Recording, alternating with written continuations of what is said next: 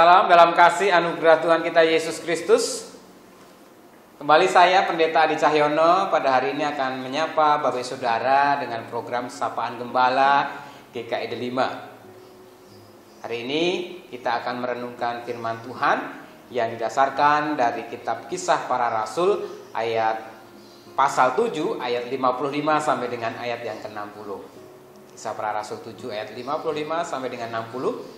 Kita akan sama-sama saksikan audio visualnya berikut ini. Kisah Para Rasul pasal yang ke-7 ayat yang ke-55 sampai dengan ayat yang ke-60. Tetapi Stefanus yang penuh dengan Roh Kudus menatap ke langit, lalu melihat kemuliaan Allah dan Yesus berdiri di sebelah kanan Allah. Lalu katanya, "Sungguh aku melihat langit terbuka dan Anak Manusia berdiri di sebelah kanan Allah." Maka berteriak-teriaklah mereka dan sambil menutup telinga serentak menyerbu dia. Mereka menyeret dia keluar kota lalu melemparinya. Dan saksi-saksi meletakkan jubah mereka di depan kaki seorang muda yang bernama Saulus. Sedang mereka melemparinya, Stefanus berdoa katanya, "Ya Tuhan Yesus, terimalah rohku." Sambil berlutut ia berseru dengan suara nyaring, "Tuhan, janganlah tanggungkan dosa ini kepada mereka." Dan dengan perkataan itu meninggallah ia. Dan adik-adik sekalian, firman Tuhan pada hari ini kita akan renungkan dengan tema hidup penuh makna sebagai seri penutup dari bulan ini tentang bagaimana mengalir bersama Roh Kudus. Sebagai orang-orang percaya, kita mengingat ada Roh Kudus dalam hati kita yang senantiasa mendorong kita untuk senantiasa menyatakan karya Allah di tengah dunia ini. Namun demikian, dalam kerinduan dan perjalanan itu kita seringkali mengalami banyak hambatan, tantangan, kendala, bahkan ancaman seperti yang dialami oleh Stefanus yang menjadi pembacaan kita hari ini. Tragis ya, kalau kita perhatikan dia harus mengakhiri hidupnya atau dia harus mati dengan cara dirajam batu ketika dia sedang memberitakan tentang karya penyelamatan Kristus. Tapi menariknya bagi saudara, teman-teman, kalau kita perhatikan tadi, apa yang terjadi di situ bukan tanpa tujuan Tuhan.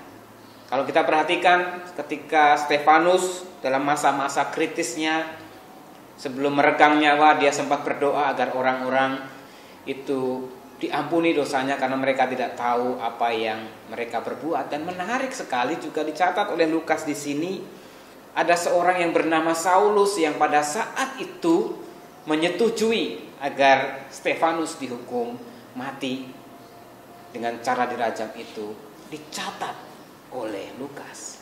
Dan kalau kita perhatikan, justru setelah peristiwa itu terjadi pergumulan yang luar biasa, yang hebat, yang dialami oleh Saulus ketika perjalanan dia menuju ke Damsyik. Apa yang kita bisa dapatkan dari kisah ini bagi saudara? Kematian Stefanus dengan cara dirajam batu seolah-olah kematian yang tragis, sadis, mengerikan. Kasihan ya orang memberitakan Injil tetapi hidupnya berakhir seperti itu. Tapi kita akan melihat bahwa di sana Roh Kudus yang memenuhi Stefanus menjadikan Stefanus bisa memaknai kehidupannya sehingga dia terus bekerja dan terus bekerja dalam kehidupan umat. Roh Kudus menjadikan Stefanus tabah menghadapi tekanan yang ada, bahkan karena Roh Kudus dia menjadikan Stefanus yakin bahwa hidup maupun mati semuanya bermakna di mata Tuhan. Dan apa yang bisa kita temukan di sana maknanya dari peristiwa ini, Tuhan melahirkan seorang rasul baru, rasul yang luar biasa hebat. Ingat ya, Perjanjian Baru ada 27 kitab dan 16 kitab atau surat lebih tepatnya didedikasikan sebagai tulisan Paulus. Menarik bagi saudara, Ini adalah titik mula atau catatan nama Saulus dalam peristiwa kematian Stefanus ini. Oleh sebab itu, bagi saudara kasih dalam Tuhan Yesus Kristus, menjadi sebuah pemahaman atau bukan pengingat bagi kita. Ketika kita harus melayani Tuhan, mengalami banyak kendala, kita mengalami banyak kesulitan, tantangan, bahkan ancaman, tekanan. Percayalah, Roh Kudus yang senantiasa bersama dengan kita akan memberikan kekuatan. Dan bahkan ketika kematian pun tiba di tengah-tengah segala tugas pelayanan yang harus kita lakukan, kita kerjakan kesetiaan kita mengikut Tuhan dan melayani Tuhan. Maka apa yang sudah kita kerjakan di dalam Roh Kudus pada akhirnya juga menghasilkan para pelayan-pelayan baru, mendorong orang-orang terinspirasi seperti yang terjadi pada kehidupan Stefanus.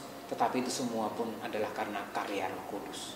Bersyukurlah kalau Bapak Ibu Saudara sampai dengan saat ini tetap setia dan percaya ada Roh Kudus dalam hati kita, sehingga kita pun juga berkomitmen untuk setia kepada Tuhan, bahkan terus setia melayani Tuhan di tengah berbagai tantangan kesulitan yang ada.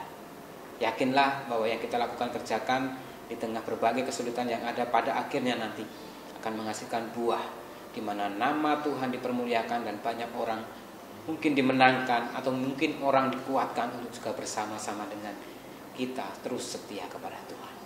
Bersyukur bulan ini kita boleh menghayati setiap karya Roh Kudus dalam kehidupan kita yang membuat kita terus dekat dengan Tuhan, intim dengan Tuhan, akrab dengan Tuhan, yang membuat kita hidup dalam pertobatan dan menghasilkan buah di mana nama Tuhan dimuliakan dan banyak orang diberkati, dimenangkan, dikuatkan untuk terus percaya setia kepada Tuhan. Kiranya Tuhan terus menolong kita. Satu di dalam doa.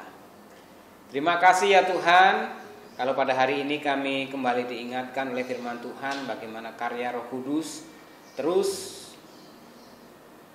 mengalir di dalam hati kami, di dalam hidup kami, mendorong kami untuk terus juga menyatakan karya Tuhan di tengah dunia ini, melalui pelayanan kami, melalui pekerjaan kami, melalui usaha kami, melalui kehidupan keluarga kami.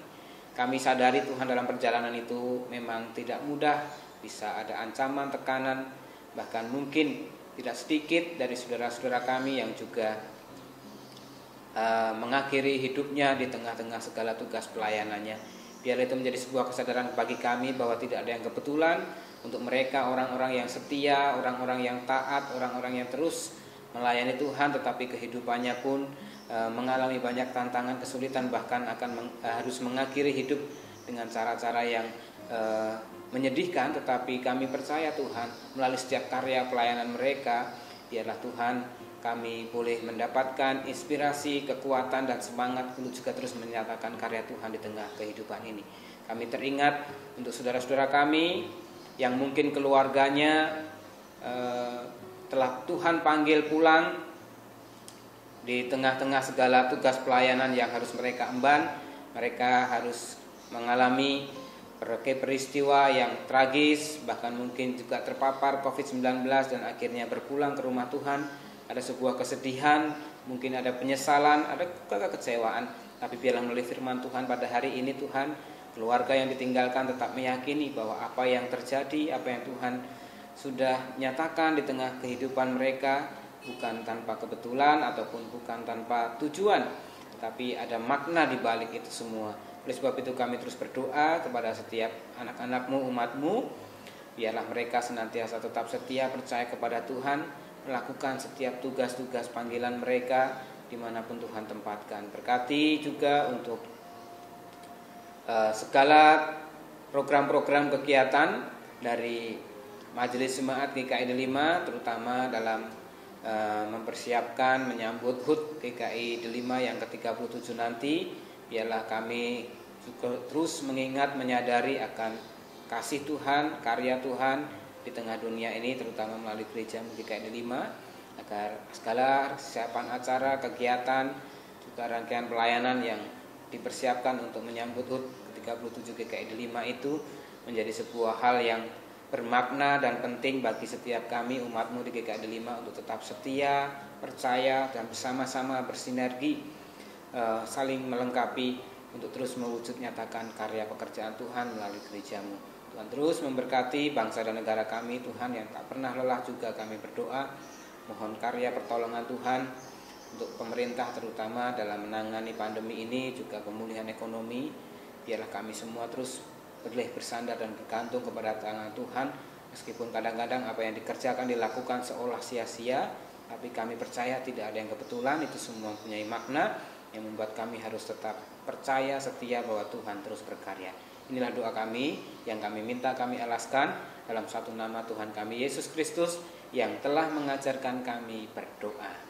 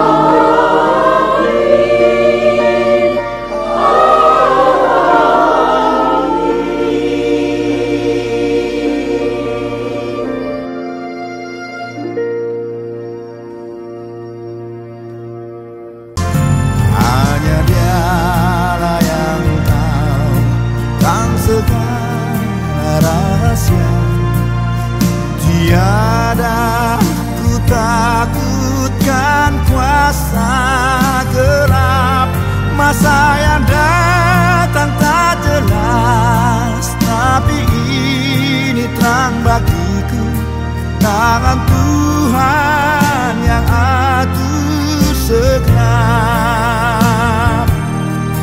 tangan Tuhan yang atur segenap.